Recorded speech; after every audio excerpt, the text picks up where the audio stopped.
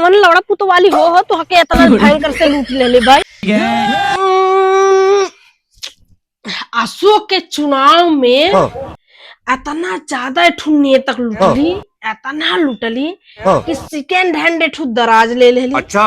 और second hand bed ले लेली और सेकेंड हैंड इंटरनेशनल वाला मसाला $200 के कीन लेली। का फोन आ गया।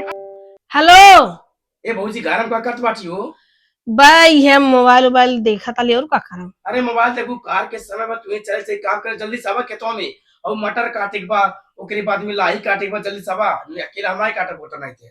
रुका हम आवत छी। अच्छा चल आवा जल्दी साबा आवा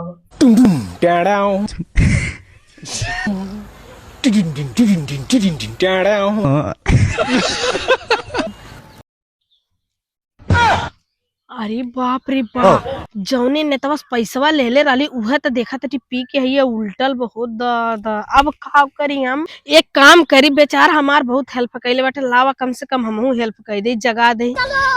हे नेताजी हे कहाँ खतवा में सुतल बाटा हो? अरे हमारे पास बहुत बड़ी टेंशन बा। कौन टेंशन बा तनी हमहू बताइबा। अरे जनता बाटू चुनाव के माहौल रहा है, वही चुनाव में एक मेहरारू हमरे लगे आये कहती है नेताजी हमके 10 लाख रुपया दे दी है। अच्छा। आपने कहा पूरा भोट हम तो ये दिवा देबे तू जीत जावा, लेकिन से हमार पैसा खाली हम जीतू नहीं पौली, हार गईली वही टेंशन में दारू पी के मेरी पे हम परल बाटी। अरे नेताजी वो कवन लौड़ा पुतो वाली हो तो हके इतना भयंकर से लूट ले भाई। अरे हम नहीं बता सकिल, हम तो हम कैसे बताई, ओकर नाम नहीं पता, बस चेहरा देखब तो बता देबे। अरे ते अखिया खोल के बताब ना चेहरा देखबा।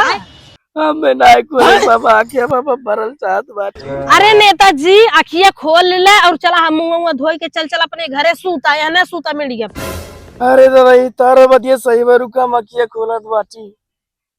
अरे बाप रे ये मेहरारू हमार पैसा कैले भाई पूरा भाई जाके हम दर्दी दिखाओ।